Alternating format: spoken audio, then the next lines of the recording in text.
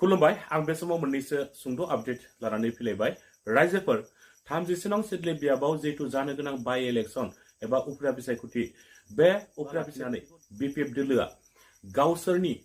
दोलोनि बिजाथिखौ देरहाहोथारनांगौनि थाखाय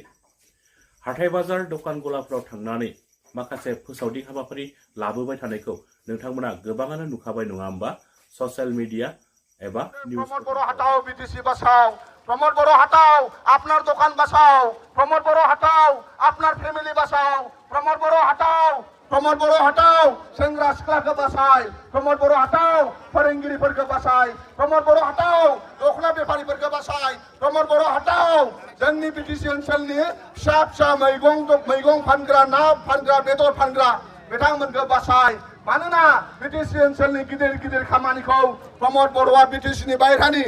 कन्ट्रेक्टरफोरनो फानहरजोब्बाय ओंखायनो बीटीसीनि सिंनि कन्ट्रेक्टरफोरा कन्ट्रेक्ट खामानि मोनला बीटीसीनि सिंनि रायजो राजा बिथांमोना खामानि मोनला आरो बीटीसीनि सासेबो सेंग्रा सिख्लाफोरा खामानि मोनाखै ओंखायनो जोङो खैला मैला ओनसोलनि रायजो राजा बिथांमोनखौ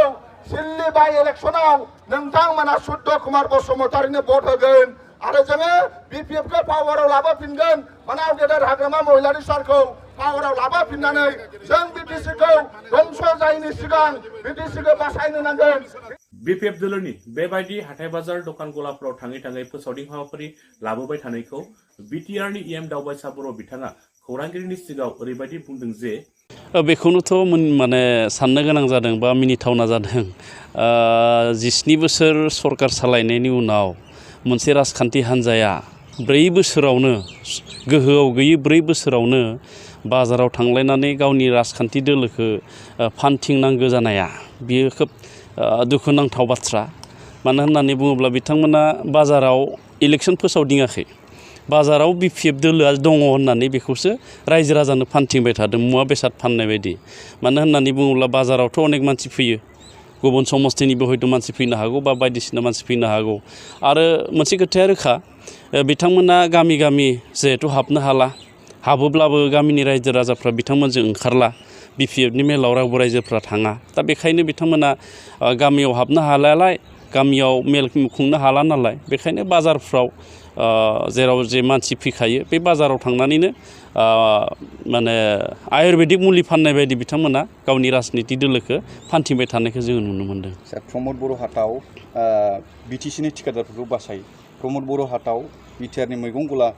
दखानदारिफोरखौ बासाव होननानै बिसोरो स्ल'गान होदों सार बिटिआरनि ठिकादारखौ बासाव होननायाथ' बेथ' बेपारि राजनितिसो जाहैबाय जोंनि बिटिआरनि दानि गाहाय मावफुं खुंगिरि प्रमोद बर' बिथाङाथ' ठिकादारनि थाखायल'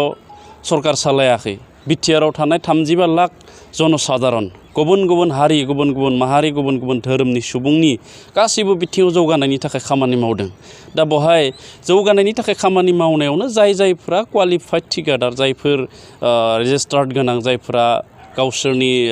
मा होनना बुङो बेखौ टार्नओभारजों गोरोबनाय बेबायदि खामानि मोनगासिनो दङ ठिकादारफ्राबो दा बेवहाय हाग्रामा महिलारि बिथाङा फैफिनबानो गासैबो मानसिया टिका मोनगोन बेबो नङा आरो आंनि नुनायाव दिनैथ' जोंनि सरकार सालायनायाव गोबां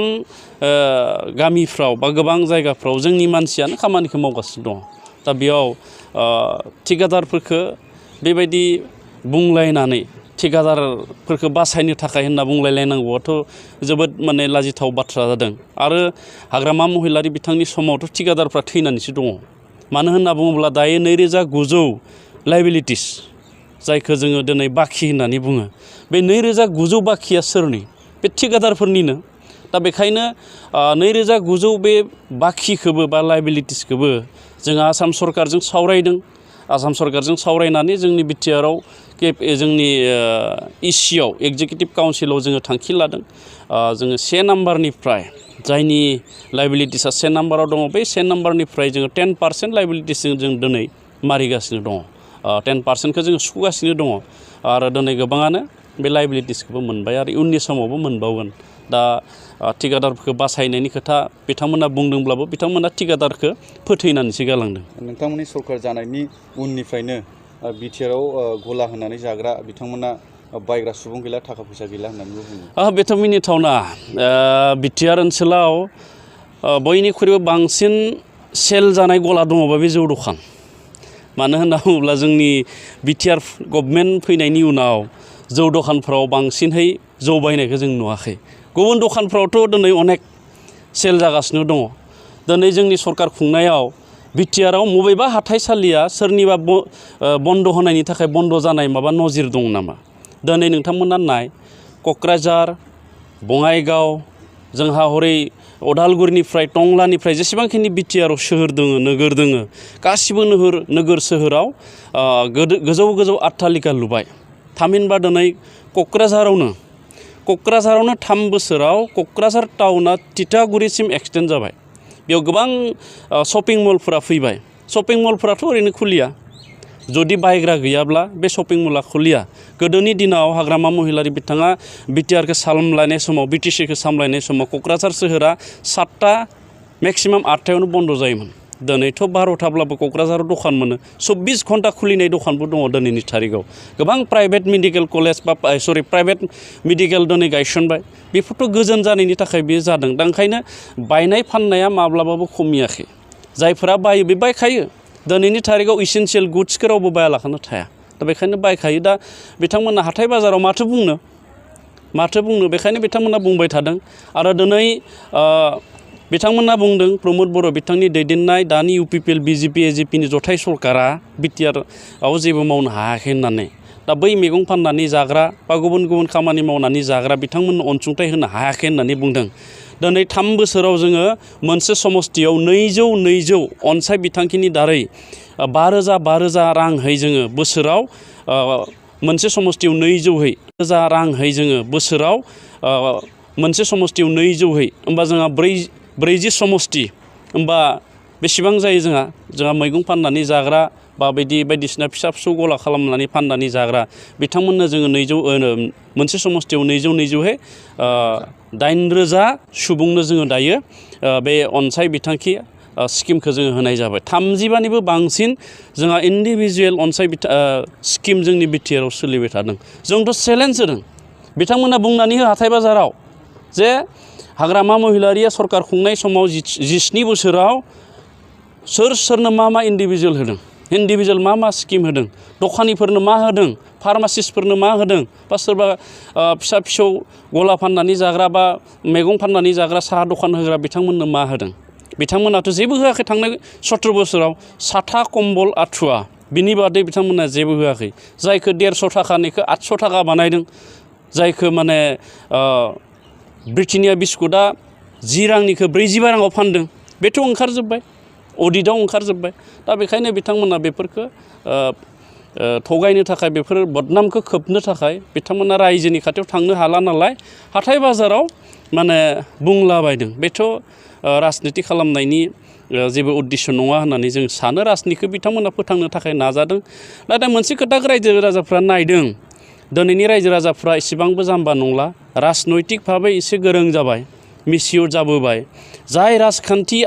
हानजानि आखायाव जाय सरकारनि आखायाव जेबो एजेन्डा गैया हाबाफारि गैया बैबायदि राजखान्थि हानजा बा बैबायदि सरकारजों रायजो राजाफ्रा दानिया थाला दिनै जोंनि बिटिआर सरकारनि आखायाव मानगोनां प्रमद बर' बिथांनि दैदेननाय जा बिटिआर सरकार सोलिबाय थादों बे बिटिआर सरकारनि आखायाव गोबां एजेन्डा दङ जोंहा सोलोंथाइखौ जों बोरै लांगोन बिनि जोंहा एजेन्डाया रेडि रांखान्थिखौ जों बोरै जौगाहोगोन बिनि एजेन्डाया जोंहा रेडि गेलेमु बिथिंखौ जों बोरै जौगाहोगोन बिनि एजेन्डाया रेडि मात्र दान मोनसे नेबाव बिटिआरनि गासिबो रायजो राजा बा गुबुन गुबुन हारिनि सुबुङा दान मोनसे नेबाव फैगोन 2025नि 1 जानुवारि खालि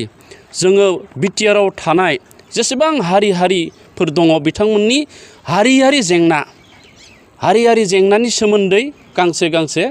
लेखा जोङो दिहुननो नागिरदों दा बेयाव नुगोन बेंगलि जाथिनि थाखाय मा जेंना दङ गुरखाफोरनि थाखाय मा जेंना दङ आदिबासिफोरनि थाखाय मा जेंना दङ आरो बे जेंनाफोरखौ लानानै जों बोरै सुस्रांनो नागिरदों जोंहा एजेन्डाया रेडि दिनै बेनिखायनो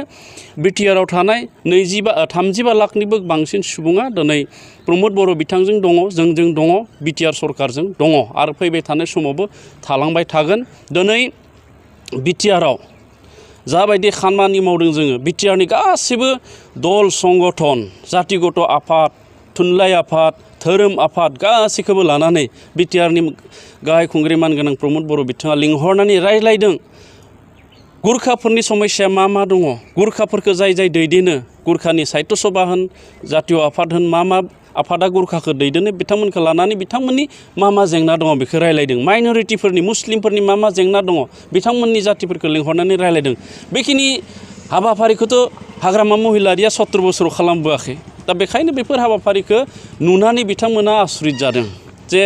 बोरै बेबायदि सानखांनो हाखो दा बेखायनो जोंनि आखायाव एजेन्डा दङ जोंनि आखायाव हाबाफारि दङ जोंहा नोजोर दङ थांखि दङ बड'लेण्ड ओनसोलखौ गोजौआव दैखांनो थाखाय बड'लेण्डआव थानाय 35 लाख जनसाधारणखौ लानानै जोंहा गासैबो बिथिङाव जौगाहोनायनि खामानि मावनायनि जोंहा थांखि दङ आरो बेनिखायनो दिनै UPPL जों जोंनि बिटिआर ओनसोलनि गासैबो रायजो राजाफ्रा लोब फैदों हाग्रामा महिलारि बिथाङा सोंखारियो दा सोरखौबा सोंखारिनाया बे गावनि सभाबनि सायाव सोनारगोन दिनै मानगोनां हाग्रामा महिलारि बिथांखौ जों सनमान होयो बिथाङाबो आन्दलननिनो सासे संग्रामि नेतामोन बर' हारिखौ बिथाङा दैदेनबोदोंमोन नाथाय दिनै बिथाङा जाति भाबै दैदेननायाव सासे जाखांफुनाय बा जाफुंसारनाय सासे दैदेनगिरि नाथाय राजनितिक भाबै जेब्ला जोंनि ओनसोलखौ बा जोंनि रिजनखौ बिथाङा दैदेननो थाखाय खाबु मोनबाय बे राजनैतिक भाबै बिथाङा फेलार नेता जातिगत भाबै जाफुंसार जानो हागौ नाथाय राजनैतिक भाबै बिथाङा फेलार नेता दिनैनि तारिखआव बिटिआरनि मानगोनां प्रमद बर' बिथाङा जोंनि बर' जातिखौ बुहुमनि गुबुन गुबुन जौगानाय जातिजों भारतनि गुबुन गुबुन जौगानाय ओनसोलजों जेरैबायदि कानेक्सन खालामबाय फोनांजाबबाय बेबायदि बिथाङा हायाखैमोन 4 बोसोर जायाखै फैबाय थानाय डिसेम्बर दाननि 15 खालाराव जोंनि सरकारा 4 बोसोर जागोन 4 बोसोर जायै समावनो मानगोनां प्रमद बर' बिथाङा जोंनि बिटिआर ओनसोलखौ जौगाहोनो थाखाय सेन्ट्रेलनि गुबुन गुबुन बिफान जोंहा माखासे NGOफोर बिथांमोनजों कानेक्सन खालामना दिनै Bodoland super 50 mission goat mission piggery mission sericulture mission handloom mission dairy mission बुंस' हायै माखासे मिशनफोरखौ जुगाजुग खालामबाय दा बेखौ हाग्रामा महिलारियाबो हायोमोन नाथाय बिथाङा राजनैतिक भाबै सासे फैलार सुबुं हिसाबै बिथाङा बेखौ हायाखिसै दा दिनै जोंनि प्रमद बर' बिथाङा बैफोरजों चेलेन्ज होनो हायाखै दिनै जों बुङो सासे बिटिआरनि EMजों सासे बिटिआरनि MCLAजों बै हाग्रामा महिलारिनि दैदेननायाव थानाय MCLAफ्रा जुदि मोगा-मोगि जुदि सावरायोब्ला बिथांमोननियाव मा भिजन ओंखारगोन जोंनियाव मा भिजन ओंखारगोन दा बेखायनो दिनै मानगोनां प्रमद बर' बिथाङा बिथांनि भिजन बिथांनि डिजाइन बिथांनि मिशनखौ बिथाङा हमदांनो हायाखै जायखौ बिथाङा सा साज्रां नायनानै दिनै प्रमद बर' बिथाङा मूर्ख होननानै बुंदों बे जाबाय एकदम राजनैतिकनि बेयो जोबथानाय मोनसे भाषणसो बियो राजनैतिक भाबै एखेबारे डिप्रेसन जानानै बुंनाय बियो रावसो दा बेयो जेबो राव नङा